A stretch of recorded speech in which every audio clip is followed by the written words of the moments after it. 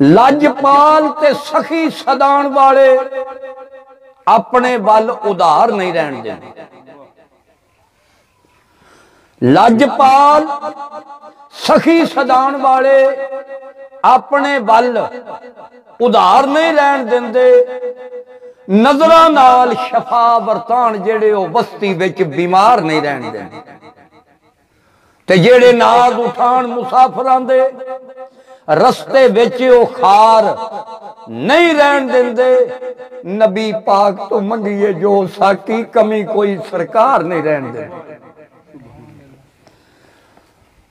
तो सही सरदार रहमतुल्लाह अलैह लिखते ने दरे हाजू ये सुर्खी दा अनवान है। अपने आप ते जुल्म दे खौफ पारों अपने आप ते जुल्म दे खौफ पारों पर नजर सामने सख्त सजाई होवन। तोबा आख दरे हजूर आ जा तेरियां कुल मुआफ खताई होवन। अकल नाल ना परख रसालतां नूं, अकल नाल ना परख रसालतां नूं। बेड़े अकल दे डुब अजाई होवन। अदब इश्क थी चुम दरीज आके तेरी कैद दे विच रिहाई होवन। अकल इश्क थी चुम दरीज आके तेरी कैद दे विच रिहाई होवन। ओ गंदे वेड़े ने सदा कुचजियां दे, गंदे वेड़े सदा कुचजियां दे। ढेर नेमतां दे कुत्ती काई होवन। चज वालियां दा ओ सदा साफ अंदर, चज वालियां दा सदा साफ अंदर। घरों दूर आफात बड़ाई होवन पर नाल चज दे जिन्हां ने रिड़के आए, नाल चज दे जिन्हां ने रिड़के आए।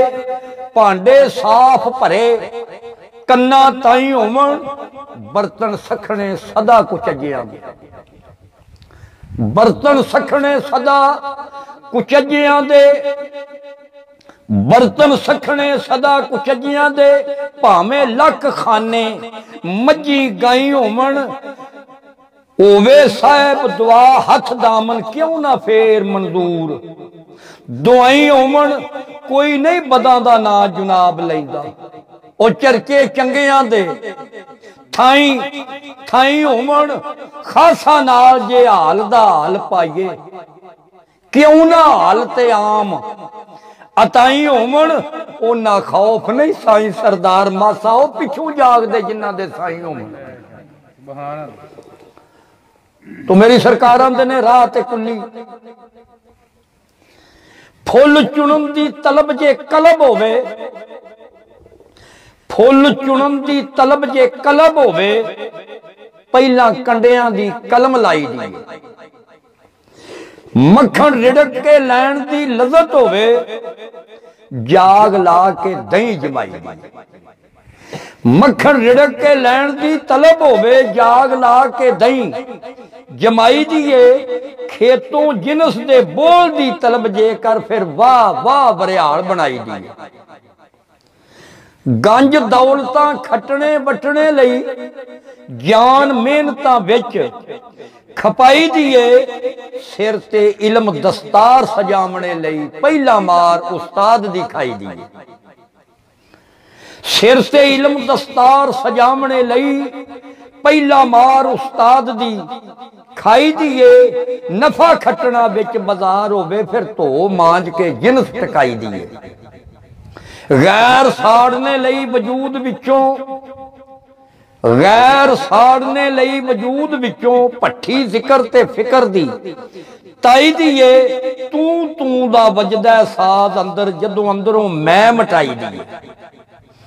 तू तू दा वजदा साज जदों अंदरों मैं मटाई दिए। नेज़े सूलियां आ रहियां खंजरां ते, नेज़े सूलियां आ रहियां खंजरां ते अपने इश्क दी हद बखाई दिए।